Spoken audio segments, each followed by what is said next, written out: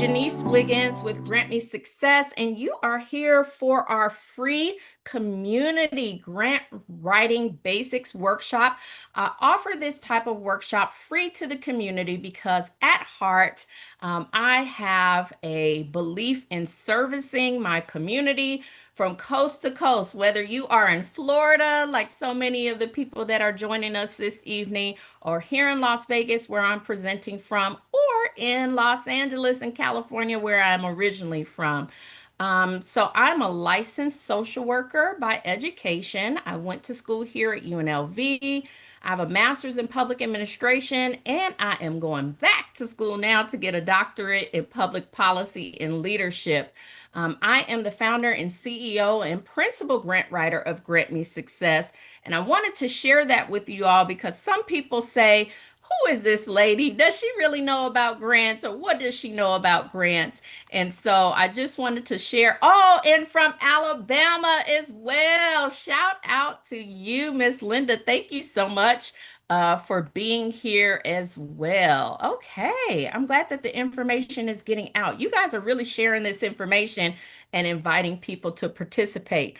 So here's a little more of introduction about myself and my experience and expertise in working with grants. I shared with you already my educational background. I have primarily worked within health and human service organizations, nonprofits, as well as some small businesses and government entities for the past 25 years. And for the past 20 years, I have been a federal grant reviewer, which means that I read and score grants on behalf of the federal government. I have done so for state organizations and some other large foundations. Some organizations you may have heard of. Has anyone ever heard of Susan G. Komen Foundation? You could put a 1 in the chat if you have. Have you ever heard of, AARP? Has anyone ever heard of that organization? I have reviewed grants for them as well. And has anyone ever heard of the Department of Health and Human Services, HUD, the Centers for Disease Control? Put a 1 in the chat if you've ever heard of any of these organizations that I'm naming, the Administration for Children and Families. These are all organizations that I have reviewed grants for. And so that's it. Also, the U.S. Department of Treasury. I forgot that. The Department of Labor. So that's how I was actually able to really begin to build my grant repertoire and grant writing experience, is by reviewing grants for many of these different organizations so that I can kind of reverse engineer and help to build my skills and learn from the inside out. What are people who are reviewing and reading your grants really looking for? Whether you are a nonprofit or a small business, what is it that the funder is wanting you to communicate in your applications? So that's the standpoint from which I write grants and help my clients to understand strategies and tools that they can utilize to write their own grants as well. I've been a full-time grant reviewer and grants manager. This needs to be updated. It says 6 years, but it's been 8 years now. I was a solo entrepreneur for 6 years as a grant writer. I now have staff. For the past 2 years, I have about 5 grant writers currently that work with Grant Me Success, 1 in Florida, 1 in California, 3 here in the state of Nevada, and we're still recruiting more. I have a full-time client manager that assists us with managing our projects that we're working on for our clients. And then we have a marketing professional as well that assists us and our clients. I am a member of the Grant Professionals Association here in Las Vegas, as well as the Association of Fundraising Professionals. I think that that's important for you all to know because although I operate from the perspective of a business owner, know that I am guided by certain principles, professional principles, and ethical conduct, rules when it comes to grant writing. So a lot of questions that you all may have about grant writers, know that I will be answering those questions from the perspective of both being a social worker, because right now I work in macro social work. So what that means is, in the field of social work, we either work directly one-on-one with clients or with groups or families. That means we are participating in micro social work. But I participate in macro social work, which means that my clients are not individuals, they are organizations and communities. So that's the perspective in which I work. These are some of the organizations that I've worked with here in the state of Nevada. So Aid for AIDS of Nevada, which is one of the largest aid service organizations here in the state. I've worked with the Southern Nevada Health District, as well as Clark County Social Service. And my most recent position was with the state of Nevada.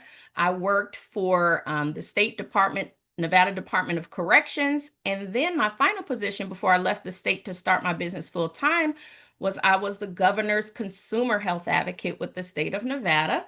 I supervised 14 ombudsmen statewide and helped to roll out the Affordable Care Act. Some of you may be familiar with that piece of policy or legislation. And this final bullet point also needs to be updated, because I have now assisted my clients with obtaining over $20 million in grant funding total. So we're very excited about that. So that gives you a little bit of history and background about myself and what I'm going to be sharing with you, and how I learned all of the information that I'm going to be sharing tonight. How will you be able to receive more information? A lot of people ask me, Janise, after I attend your grant writing basics workshop, I was so excited, but I still feel like I needed more information. So how might you be able to receive additional education if you're seeking that, if you're looking for that? I've developed a 12-month virtual self-paced program called the Grant Me Success University. It includes 3 different academies, and you get access to all 3 different academies when you join the one single university. It is inclusive of the Nonprofit Leaders Academy, which is a 12-week program. This is something that I developed because as I was onboarding new clients, I was realizing that I was working with a lot of new nonprofit organizations, or nonprofit organizations that have been around for a long time, but they didn't have the foundational information that they needed, or systems established, policies or procedures, just infrastructure to be competitive with regards to grants. And so during this 12-week Nonprofit Leaders Academy, I take you through board development training, program development, what it means to do your marketing and branding for nonprofit organizations. We discuss accounting and budgeting. And it's not just me. I bring on other experts in these fields. So like in my accounting and budgeting session, you will also hear from a CPA and a professional bookkeeper that works with nonprofits as well as small businesses, just to give you a little bit more insight as to what you should have set up when you are running and operating a nonprofit organization. In the Nonprofit Leaders Academy, we also talk about fundraising, which for me is kind of a precursor to grant writing, because I believe that as we do with our personal finances, you probably have heard the terminology multiple streams of income. Well, I believe that nonprofit organizations should also be leveraging multiple streams of income. And so we discuss fundraising in addition to grants in the Nonprofit Leaders Academy. In the Grant Writing Academy, that is a separate course that's in the university, we are only discussing grants, and that is 8 weeks or 8 sessions worth of content. Now listen, you guys, on your screen, it says weeks because this is how I originally taught the course. This is basically recorded content that I taught live. But I recorded it and posted it online for you guys to access. I taught this session week by week, but if you guys are like me, like with Netflix, when there's a new series on, I get on and binge. Does anybody else binge content on Netflix? Put a one in the chat if you're like me with that regards. So if you want to move through the content quicker than just once a week, you're more than welcome to do that. However, I encourage you to only attend one academy at a time, or else the information starts to get a little blurred and you perhaps can begin to get confused with the information that you're learning. I encourage you not to go too fast through the material because there are homework assignments, a lot of downloads, other resources and websites that I give you to go and research and review. And so go at a comfortable pace, meaning this was not developed for you to binge watch all 12 sessions in one weekend. Okay. But if you want to move quicker than 12 weeks through the Nonprofit Leaders Academy or quicker than 8 weeks through the Grant Writing Academy, you can definitely do that. Now, I know that we have some small businesses here as well. And so I didn't want to disregard my small business owners in the university because grants is definitely something that has become a hot topic for small business owners, in addition to accessing other capital and other revenue streams. And so I have a 4 week small business grant academy that I've developed specifically for my business owners out there. And so this is where I take you through where to find small business grants. It's a little bit different than where you find nonprofit grants. I tell you as a business owner what type of content, what type of templates you should be developing, what type of information, documents you should be getting together to apply for a grant when you are a small business owner. Plus, you are going to get 3 free consultations with a professional grant writer, either myself or someone on my team, when you are part of the university. Basically, that means that for each academy, you can get 1 free 30-minute consultation with us. I just want to make sure that because the university is built to be self-paced, I want to make sure that you have some guidance there as well, that if there's anything that you're not understanding or something that you want to brainstorm a little bit more, then you have access to that information by speaking with someone one-on-one directly. Of course, you can always schedule other paid consultations with our team outside of that, but I wanted to give this as a gift to you all because I want you to successfully get through the Grant Me Success University. Now, who is this open to? It's open to future and existing entrepreneurs, small businesses, nonprofit board members, staff, as well as volunteers. Okay. All right, let's jump into grant readiness. So, what are grants? Let's talk about that for a little bit because sometimes when I'm talking to people about grants, I want to make sure that we are on an equal playing field, that we are at the same baseline. So, what are grants? Grants are essentially a sum of money awarded to finance a particular activity, service, or facility. Okay, activity, service, facility can be product also, right? When we're talking about small business owners, but essentially you need to be specific about the reason why you need the money. Most funders will want to know, why is it that you need this grant? They will more than likely ask you for 2 things in a grant application. They're going to ask you for a narrative explanation, and then they're going to ask you for a financial budget. Okay. Now, they may ask you to produce that budget in a particular document, perhaps an Excel spreadsheet, some type of line item budget or outline, or you will present it in a paragraph form, right? They may just ask a general question and say, what do you want to spend the money on? But you need to be able to be specific about what activity, service, or facility. And I say facility because there are some grants that are available for construction.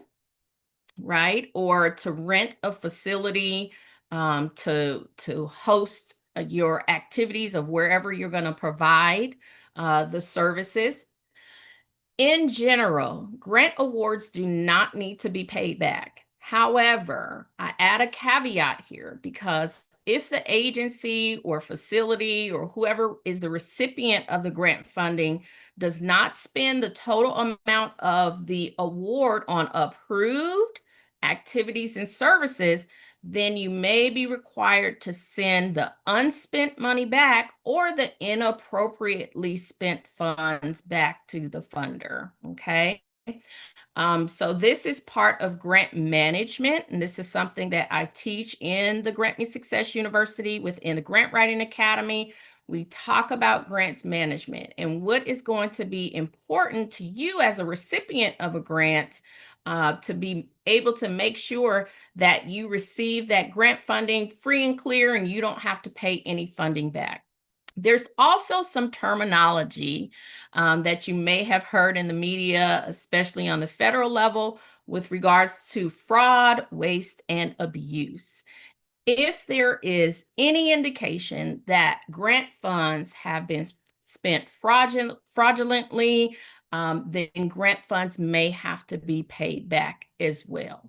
I want to make a point here that a lot of people sometimes want access to grant funding because they're like, yay, free money. Who doesn't want free money? Put one in the chat if you want free money. I know that that typically gets people really excited, but make no mistake about it. Guess what? Grant money is not free money. Why do I say that? You have to do work to get grants, right? And so it costs you your time, it costs you your efforts, it costs your knowledge, it costs your continued learning. Listen, there are very few grants that I have come across that has few to no requirements, right? So there is going to be some type of labor that you have to invest, some type of investment that you have to make of your time and or talent and knowledge to be able to get access to grants, okay? And most grants are competitive. However, I have been able to find several grants that are not competitive. What does that mean? A competitive grant is where there is a finite amount of money that is available, right? This is probably, you guys are familiar with this. A funder may say, we have $100,000, right? We just have that set aside amount of money, and we're going to be offering 10 grants, okay? But you may have 100 applicants, right? That is a competitive grant structure. There are also other types of grants where a funder may say, we have a $10,000 grant and it's available to whomever qualifies. Okay. And so there are certainly situations that you may come across where you may be competing against other applicants for a grant. And then there are situations where you're really just kind of competing against yourself, right? Because there are eligibility criteria, and then the question just becomes, do you qualify or don't you qualify? Okay. And in that situation, it may be a finite amount of money, it may be an infinite amount of money, right? Okay, so let's talk about, why do funders give out grants, right? Like, who's doing this and why did they do this? Well, typically it's to address some social, economic, health disparity or inequity within a specific population or community. Perhaps funders don't have the expertise or the bandwidth themselves to address a particular issue, but they are interested in helping you to address that issue, right? Maybe they don't want a dry cleaner's business, but they're interested in helping you to fund your dry cleaner business or your restaurant, right? They're relying on you, your organization, your staff to have the knowledge, the ability, the capability Most oftentimes when you see government grants, they are giving out these grants into the community because they're like, hey, we don't want to do it all, right? We don't want to provide all of the services. And so they're relying on the community to be the experts and to be able to effectively deliver those programs, products, services, okay, or run and operate those facilities. All right, let's talk about the types of grant funding sources. Now, there are many, many more than this. If you get in the Grant Me Success University, I'm going to share about four additional, maybe there's more, 4 to 5 additional sources than just this. But for this evening, these are the primary grant sources that you can search for, find on your own, and write for on your own. So there are federal grants. I start with federal grants because that's where a lot of grants live. Now, I know that we've been hearing a lot in the media lately about federal grants, but what I want you to know is that there are still federal grants out there. Okay, it is very much the case that federal grants are targeted to specific programs, services, communities, populations. And so federal grants have not gone away. Certainly things have shifted, but they are still here. I am a federal grant reviewer, and ask me, since January, have I served on federal grant review panels? Yes, I have. I've read and scored for several different grant opportunities, and that money has been dispersed to those programs. So understand that a lot of grant funding starts at the federal level, and then it may work its way down to the states or local governments, where those entities will either provide the services and keep a portion of the grant funds themselves, or they will sub-grant those funds out to the nonprofit sector or small business community, okay? The federal government in 2023 and 2024 gave out over $1 trillion with a T in federal grant funds. Okay. So here in my state, in the state of Nevada, we have something called the Office of Federal Assistance. Look that up, OFA. Shiana, can you please find the website for OFA and put that in the chat for everyone? So the Office of Federal Assistance is an office that if you are interested in accessing federal grants and you live here in the state of Nevada or you do business here in the state of Nevada, you can contact the Office of Federal Assistance and you can ask them for help in either locating federal grants that's appropriate for your organization and or receiving some training about federal grants as well. Okay. When it comes to state grants here in Nevada, the Office of Federal Assistance also oftentimes shares state grant opportunities. This is also where you can begin to educate yourself a little bit about where might I find or what state agency might align best with the service or the activity that I deliver. Here's an example. If you are a childcare provider, small business, or nonprofit, chances are you have to get licensed, right? There's some type of licensure involved in that business or service. And so think about where you are getting your license from. It's probably from some type of childcare division, or in other states, perhaps under the auspices of an education division, right? Department of Education or Division of Childcare Licensing. Perhaps those entities will have grants available, okay, to either for-profits or nonprofits. I actually know someone here locally within the state of Nevada, for-profit business owner, that received funding to be able to help her purchase a building through a grant from the state. Okay, so don't let people tell you that small businesses are not eligible for grants. They certainly are. They just need to be prepared, get ready, have proper documentation, and most importantly, find the most appropriate grant opportunity for their business. Okay. When it comes to local grants, when I say local grants, I still mean government grants. That's going to be on the municipal level, either with the county or your city. And this is in every state. Okay. This structure is applicable throughout the US, regardless of what state you live in. If you have a county or city municipality, sometimes they are called townships, right? Just depend, maybe parishes in Louisiana, right? But your government municipalities may also have access to certain grant dollars.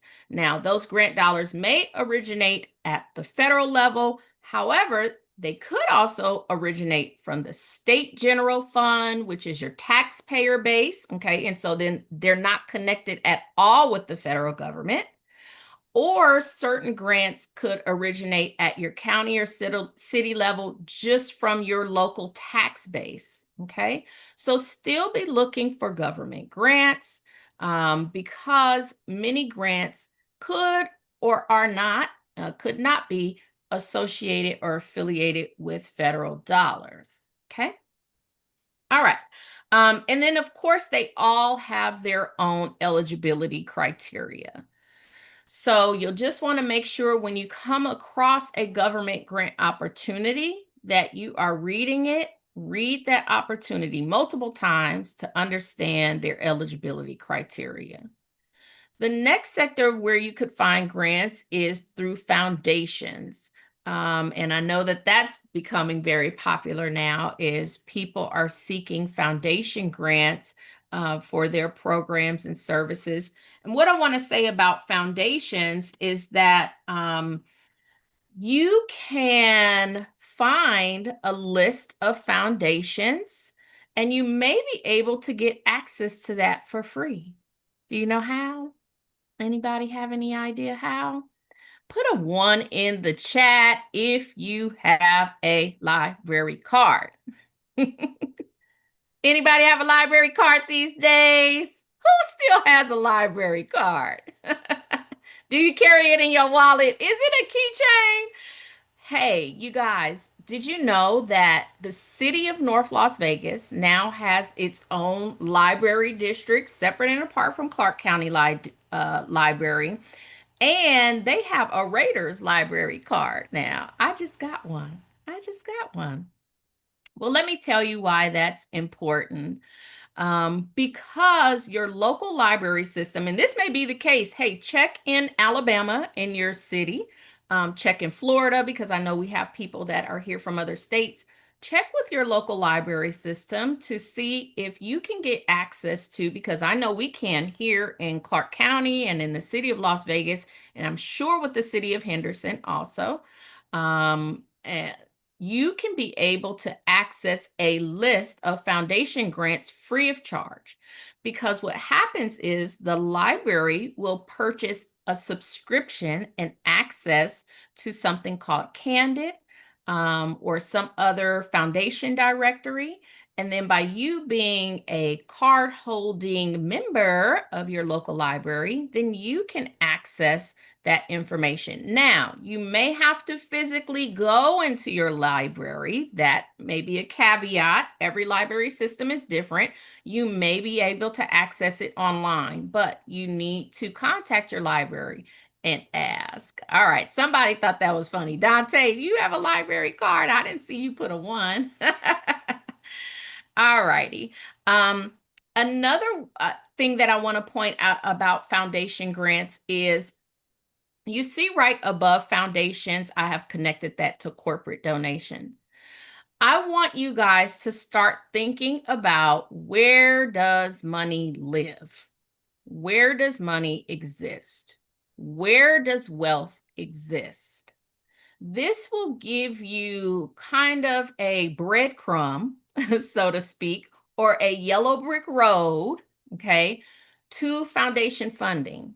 So, here in my community in Las Vegas, one of the industries that is known for having a lot of money or access to money is our hospitality industry, right? Now, those corporations, such as, I'll just throw some names out that you all may know: MGM, Caesars Entertainment, the Wynn, the M Resort. Those corporations may also have a separate foundation that is aligned with their corporation's mission, in which they give out charitable giving. Okay. And so perhaps the corporation itself maybe doesn't give out funding, but if you look to see, is that corporation aligned with the foundation, perhaps you can get access to funding that way.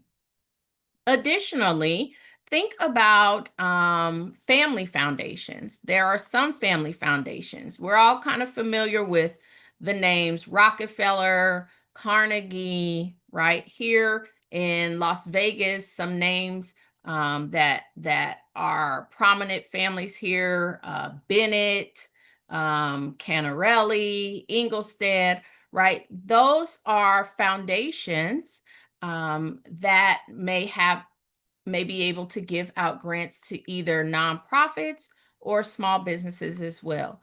But again, you can access that type of information and get a listing and be able to filter through various foundations, perhaps through your local library. Okay. All right, corporate donations.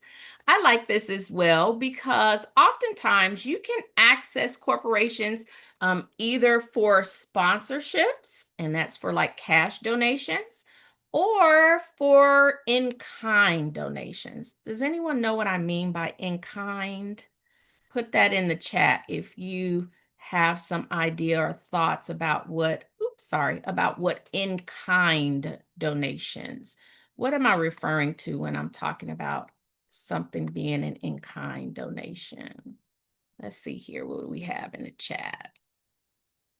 All right, I'm not seeing anything just yet.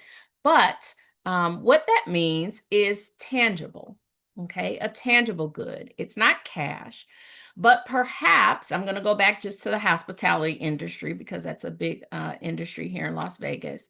Let's say your organization is a homeless shelter. Okay. And let's say you want to be able to give out, I don't know, hygiene products or toiletries or bedding or something like that for people who are being rehoused or who are currently unhoused. Perhaps you would approach or could approach a corporation to be able to ask them for tangible products to be able to give out to the people who you serve. Okay. So, meaning that while it's not considered a direct cash donation, it has monetary value. Does that make sense? So, if you wanted to give out these toiletries and you didn't get them donated, you would have to do what? Go to the store and buy them, right? So it has monetary value. And so you can oftentimes go to the corporate sector and ask for in-kind donations or sponsorships. That's more on like the fundraising side of things. If you are hosting some type of event and it aligns with the mission of that corporation, perhaps they would be willing to sponsor your event. And oftentimes they want to receive some type of benefit, acknowledgement, notoriety with regards to their sponsorship. All right. Any questions on that? Okay, I'm going to keep going, but feel free to put questions in the chat if you have any as we go through. So I like to cover this because as you guys are learning and developing your skills as a grant writer, you should know what are your duties as a grant writer, okay? And you'd be surprised to know that you definitely need to be able to multitask, okay?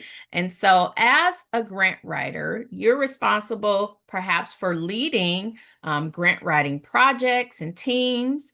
You'll need to be available to attend meetings. Why meetings? Well, you need to meet with either the funder, right, to learn about the funding opportunity. Perhaps the funder will host a pre-application webinar, right? Either that would be live or recorded, but you need to be available for those types of meetings with funders prior to submitting an application. You may also need to be available just to meet with your own team within your organization, right? To discuss this project or discuss this funding source. Is it the right source for us? What are we applying for? What are we asking for in this grant application, right? The grant writer also helps to develop program concepts and budgets. Maybe the concept hasn't been fully thought out yet, right? And so you may need to help the organization, whether it's a small business or nonprofit, come up with the concept that is fundable, right? As you are building your expertise as a grant writer, you may have some ideas and thoughts about things that you will want to share with the organization that's actually applying for the grant.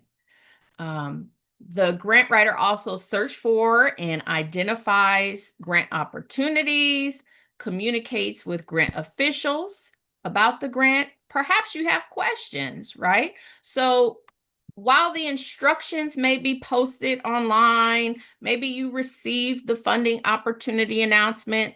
That's what we sometimes call instructions in the grant world. Okay, we like synonyms in the grant world. So they may not always refer to the instructions as the grant. Okay, we may in the grant world call it a formal term, which is notice of funding opportunity announcement, funding opportunity announcement, notice of award, notice of subaward, notice of grant opportunity. We have a wide variety of ways in which we talk about grants. Oh, funding opportunity. Did I say that one? Oh, no. I'm thinking of RFA, request for application, or RFP, request for proposal. Okay, I'm sharing these with you guys because as you are looking yourself and searching for grants, know that it may not always be called a grant, the instructions, okay? And so perhaps you need to change your Googling, right? Or what you're putting into AI. I know that people are using AI these days, helping them to look for grant opportunities. If you're just sticking with the word grant, you're perhaps missing out on very specific language that you should be using, okay, to find opportunities. So you want to read that guidance or those instructions. And if something is unclear, then definitely communicate with the grant officials about that opportunity if you have questions. You want to obtain and review the proposal guidelines, read it multiple times. It's like watching a movie. Have you guys ever watched a movie when you were younger and then as an adult, you watch that same movie? Wasn't it a totally different movie? Totally different movie. And so that's how sometimes I feel as a grant writer when I'm reading the proposal guidelines and instructions. I give it a once-over glance, and perhaps I have preconceived notions about what this grant application is. Maybe I applied for this grant already last year, and I'm like, oh, I know what it says. And then I read it a second time, and I'm like, oh, that's something new from last year, right? That wasn't in there. So definitely make sure that you are reading through all of the instructions and the guidance, and make sure that I like to make notes or highlight in the margin, right? Just so that I can kind of keep track of where I had questions. Some funding opportunity announcements are very short, right? Meaning like maybe it's a page or two of instructions. As you're getting more sophisticated and applying for higher dollar value grants, right? Everybody wants what magic number? What amount? Just put it in the chat. I'm going to test it out. How much in grant funding do you guys want? What does your organization need? Put it in the chat for me. Help me out. Help me out. I know the magic number. I know what you guys want.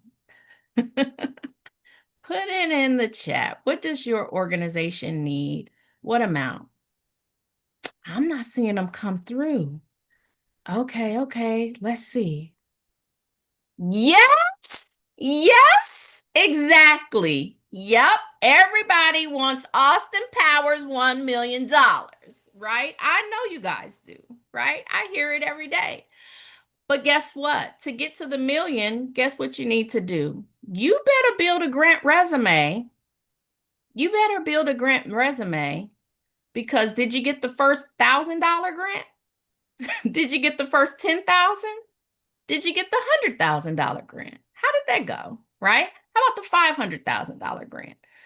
Have you guys ever heard the term or the phrase, prove faithful in little, and then you'll be faithful in much?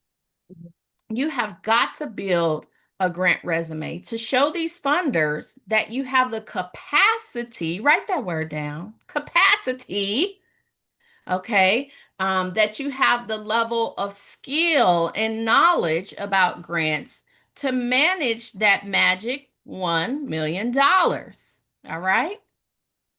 Yes, capacity. We are right now building capacity. So in your grant applications, I'm going to give you guys a free little nugget right here. When they are asking you about your organization's capacity to manage this grant, I need for you to say that you attended the Grant Me Success Grant Writing Basics Workshop, right? Today, because this is part of you building your capacity to be able to not only effectively write a grant and receive the grant, but to properly manage the grant. And that's what funders care about. They care about you properly managing the money that they have dispersed out into the community. Okay. A grant writer provides technical assistance and training, much like I'm doing today, right? I've built up over the past 25 years a lot of knowledge. It's time for me to start sharing and giving some of that back, right? It's just sitting all right up here. What good is it if just one person has it, right? And so I believe very much from that social work mindset, right, that I am giving back to my community and sharing charitably by providing this type of technical assistance and training to you all. A grant writer helps to compile data, documents. When I say data, I mean like statistics. So if you're someone who's not into the hard sciences like math and statistics, like me, right? I almost was in tears in my statistics course as a doctoral student. I took it twice, right? So you, though, as a grant writer, have got to become familiar with how to find statistical data and interpret that statistical data so that you can properly what? Share that statistical data. Okay. When you are citing claims in your grant application, you need to be able to document the source of where you got that data, right? And it needs to make sense in the context in which you're using that data in your narrative.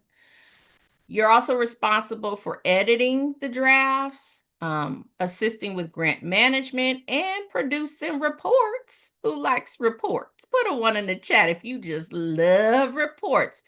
2 in the chat if it needs to grow on you. A 1 or 2. Who's out there who's loving reports? 1 in the chat. Who's loving reports? 2 in the chat if it needs to grow on you.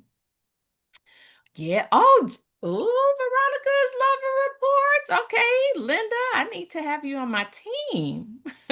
It definitely has to be something that grows on you. I bring this up and share this with you because while I'm saying it in a funny way, I'm very serious that you need to become familiar with report writing because for most grants, you will either have monthly reports, quarterly reports, semi-annual reports, or an annual report. And if your report cycle is semi-annual or annual, you will not wait until month 5 or 6 to do your report, okay? You won't. Not after attending this Grant Me Success session. What will you do?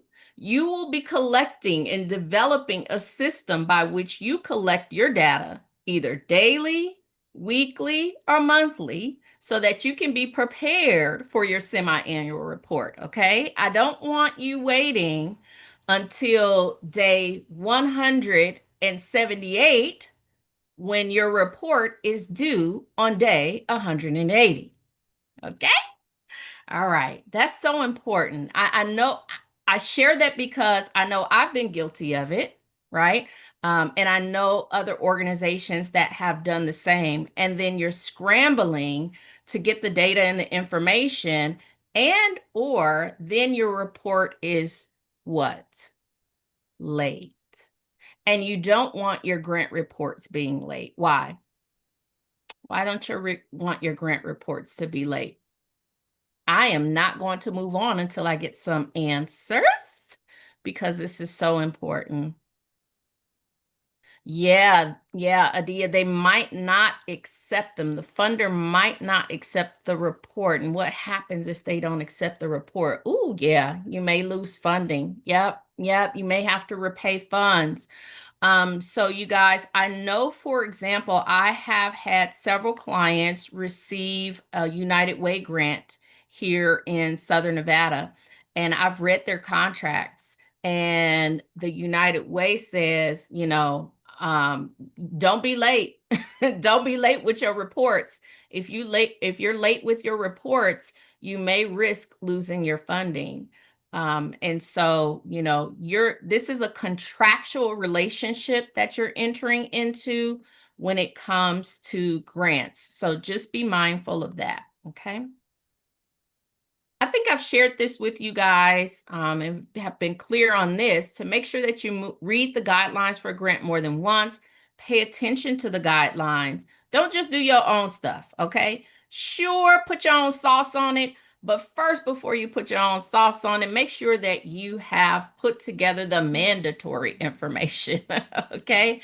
And then, of course, follow all the guidelines and ask questions if anything is unclear. Now, what might you need to have in place in order to apply for grants in general? All right, if you're a nonprofit organization, then you need to have proof of your 501c3 or the IRS approval letter, okay? If you are a for-profit, my small businesses, can you guys put a 1 in the chat if you are representing a small business here tonight? Put a 1 in the chat if you're interested in small business grants.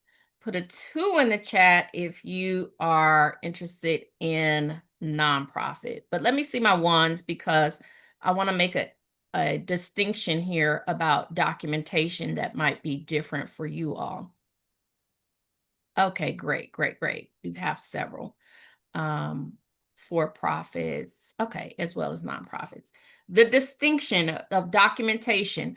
Nonprofits, you all will need to have proof of your 501c3 letter. You will also sometimes, I've seen this asked from nonprofits, there's a form from the IRS before you got 501c3 status, you applied to the IRS for something called an EIN number, okay? An employer identification number. Is that familiar to you guys?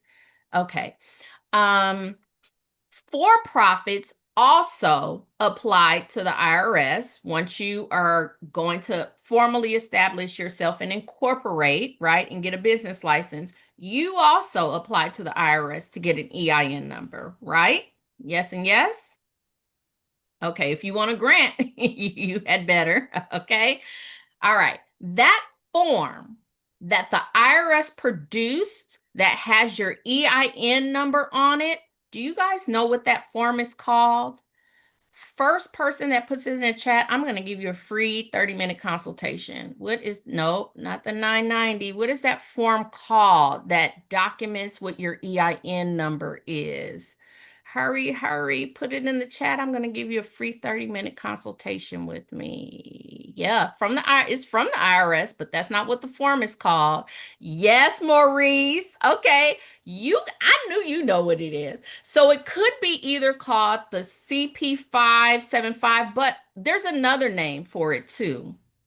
Yeah, Gloria, what is that document called that has your EIN number on it? I want you guys to know this because right now, if you were applying for a grant and they said, provide you this name of this document, then you don't know what that document is, you guys. Okay? Well, I'm going to tell you because I don't see anyone putting in there. It's not a statement of information. Nope, it's not your articles. That's from the state, not from the IRS. Come on, come on. Oh, you guys got to get in the academy. Hey, it's the SS4 form. Yes, ma'am. It's the SS4 form.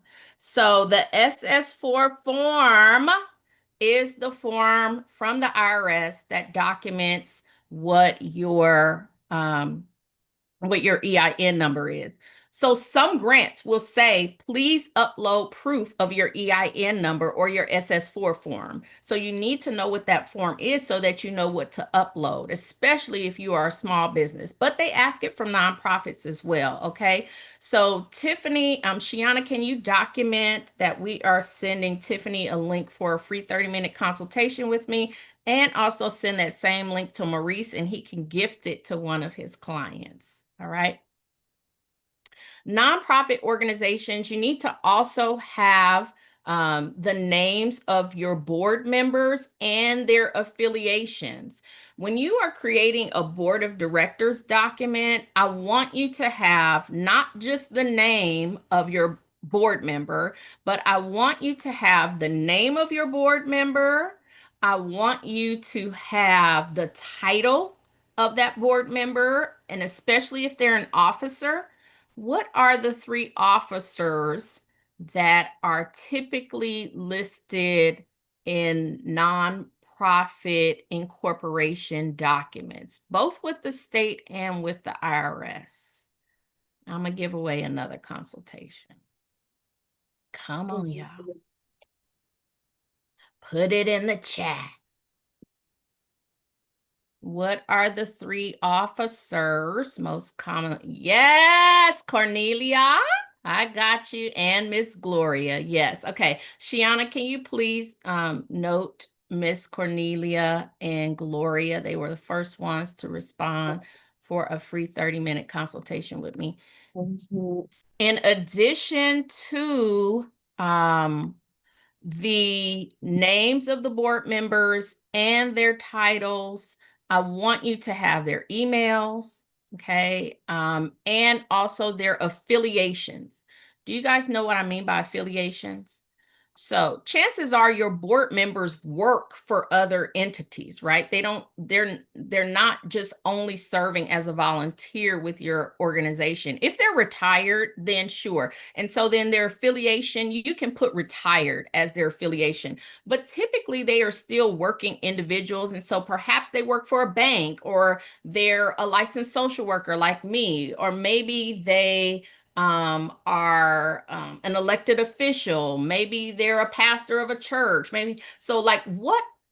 Maybe they're a member of some. I don't know. Let's say your nonprofit does workforce development for construction workers. So maybe they're the president of a union or a member of a union or whatever, right? So just be able to note some type of affiliation of that indicates the expertise or why this person is important to have as a member of your board, right?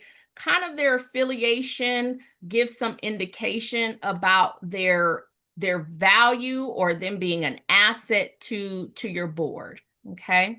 So some grants will ask for affiliation, so I need for you to have that type of information available.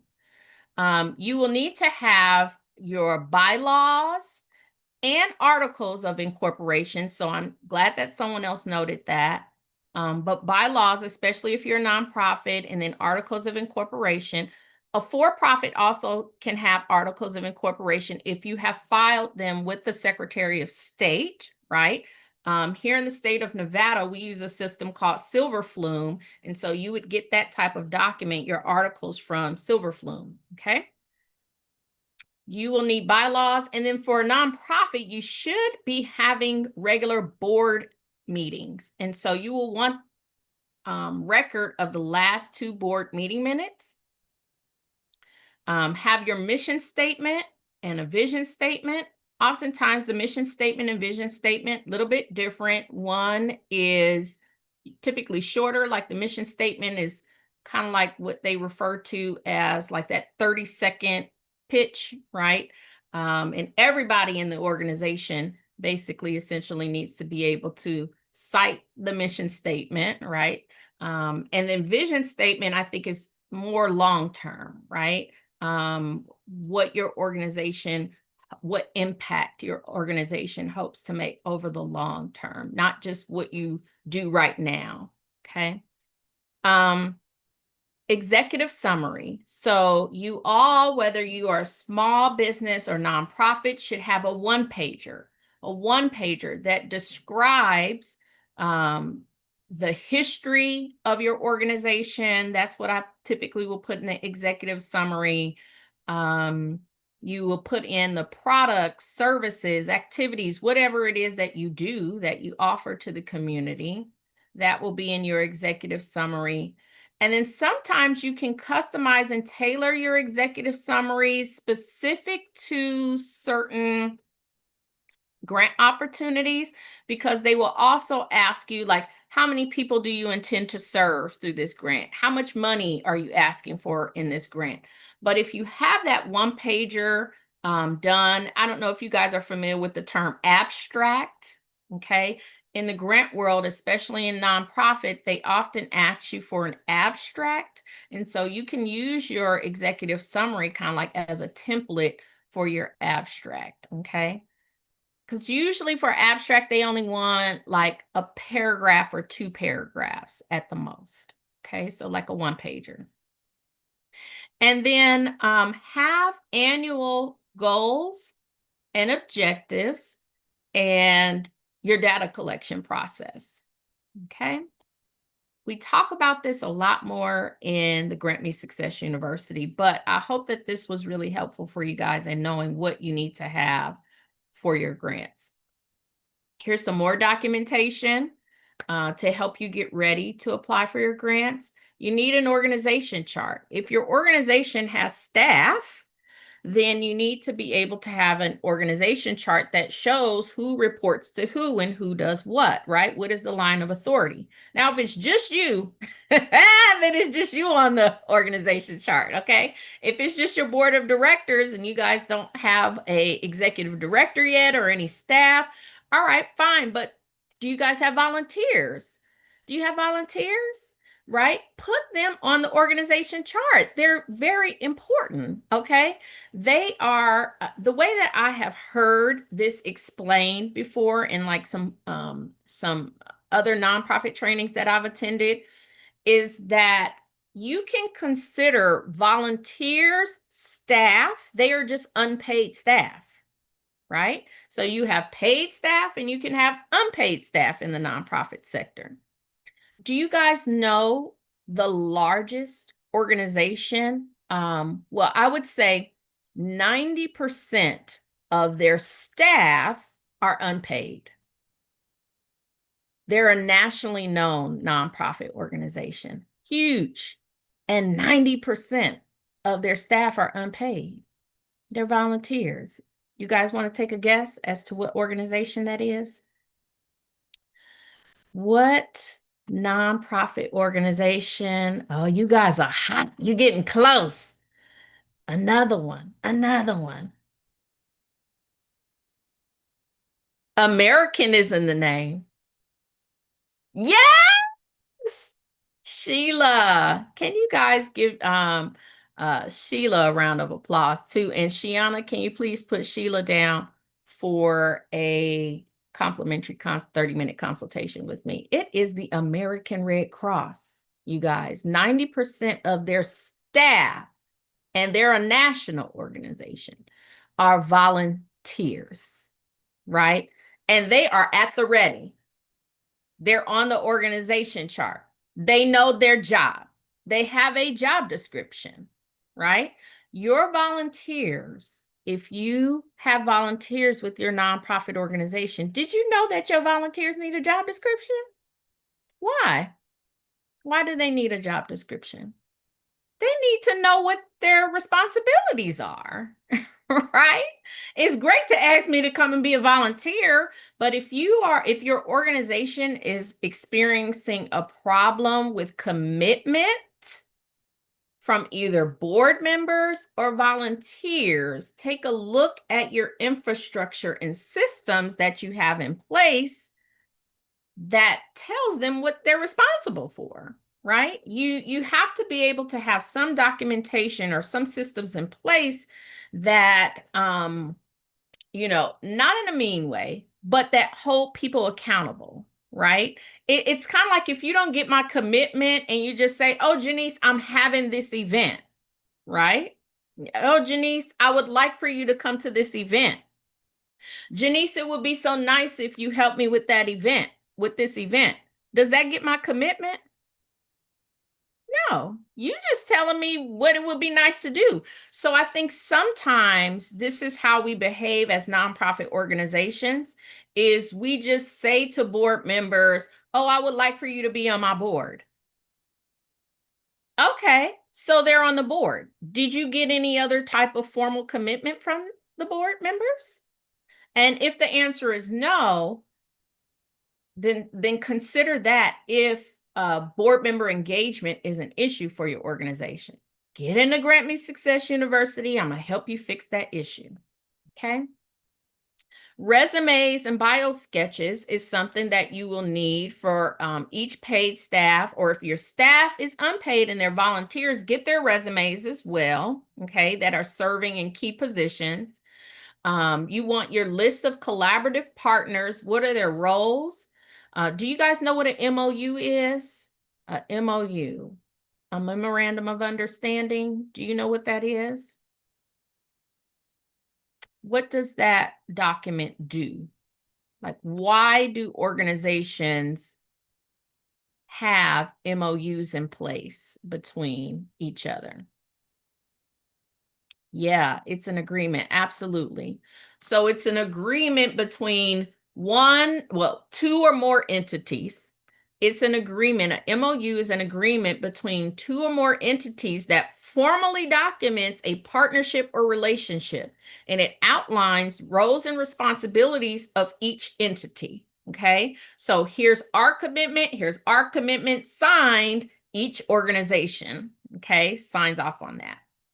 Okay, and then, and sometimes those are important in certain grant applications because the application might ask you, who are your partners in the community, right? And this is one way that you can formally document that partner. Partner does not always mean that they are getting a part of the money of the grant, but partner means that I know who you are in the community, you know who my organization is in the community, and we work together. We share either resources or referrals or something, whatever it is that we agree on. Okay. All right. You want to have also agency and program policies and procedures. That's important. And then please do not, I know it's last, but you should probably be starting with this first, is insurance documents. Your organization, whether you are a small business or nonprofit, should have some type of general liability insurance. If you have staff with professional licensures like me, right? I'm a licensed social worker. Then I will need to have, and I will want to have professional liability insurance, right? To help to protect my license. If anyone were to make any type of accusation or something like that, whatever, then your professional liability insurance could be useful in those types of situations. Okay. What else? Oh, marketing plan or strategy. And I don't know why I have this here again, this bylaws and last two board meeting minutes. You guys know that. But what is important for you, whether you are a nonprofit or for profit, is your marketing plan and also social media strategy. So I know that I often come across a lot of nonprofits and or business owners that don't have a website or don't even have social media. And let me tell you why that's important. Because a lot of grant funders do go online to learn more about your organization, right? It's kind of like another step in the application process sometimes. Not all. Um, uh, some organizations like federal government organizations, as a federal grant reviewer, we are told not to be searching typically for information online about an applicant. We only read what is on paper in the application. But on the foundation side, I know that the foundation sector and corporations definitely look outside even of the application that you submit. They look at your website, they may go on social media, they want to see, do you have a LinkedIn? Okay, and this is both for profit and nonprofit as well. So you want to make sure that your website and or your social media is reflecting your organization appropriately. Here are some fiscal documents that you will want to have together for nonprofit primarily. But for profit, you definitely want to be able to have some type of payroll and time tracking system if you're asking for staff or payroll to be paid for through a grant. Have an annual budget, whether you are for profit or nonprofit. You should have some idea about what your revenue is going to be versus your expenses, because you want to make sure that you're not going to be in the hole, right? You don't want to be in the red. So you need to know how you need to adjust your spending. Okay. In certain situations, you may need to have financial audit, not all situations. These are really for nonprofits that have a budget beyond a certain amount. Okay. All right. We're coming to the end of the presentation, you guys, and thank you so much for sticking around. I want to remind you that you have additional resources that can help you through the Grant Me Success University. Right now, the Grant Me Success University is only $49 a month. You get access to the Nonprofit Leaders Academy, the Grant Writing Academy, the Small Business Academy, as well as 3 free consultations with a professional grant writer. Now, the cost is not always $49. If you go on the website right now, I will put the link in the chat. If you go on the website right now, you will see that today, it says, is the last day for the $49 deal, because typically it's $99 a month. However, I am going to extend this offer for the only $49 a month until this Monday for you guys. Okay. So if anyone is interested in getting access to the Grant Me Success University, you like the information that you heard tonight, but you know that you're going to need more information on specifically where to find specific grants for your organization, how to find that, what are some of the subscription-based services that we use as professional grant writers with our clients. What are some templates? We have templates inside of the university for you to use. I have a list of over 35 fundraising ideas for you in the university. I have a list of grants already designed in and available for you in the university. Lots of tools. For your board development, I have a board agreement that you can use with your board members when you're onboarding new board members. I have human resource information. If you need a payroll system and you don't know what payroll system should I be using, what type of software should I be using for my accounting, I have links and suggestions for things that I have used personally within my own business to receive grants, as well as that I have recommended to my clients to help to make sure that they're in the position to be able to be recipients of grants. Okay, so just want to make sure that you guys have that information. Again, this is Janise Wiggins. I'm the founder and CEO and principal grant writer of Grant Me Success. And this was just session 1 of our Grant Writing Academy. Okay, so thank you guys so much for attending. I believe that Shiana has put my contact information, my email in the chat, as well as her contact information. Shiana is going to follow up with all of you, everyone who was registered, even people who didn't attend tonight. And once we load this video up onto our YouTube channel, she will make sure that you receive that information. She's also going to send you a link so that if you want to pay for a 30-minute session, a discounted 30-minute consultation session with me, she's going to send you that discounted link. Those people that we called out for receiving a complimentary consultation with me, you'll get that as well. You're also going to get the information to remind you about getting access to Maurice's 30 grants in 30 days. Remember, he's with Black Key Dynamics. He's one of our partners.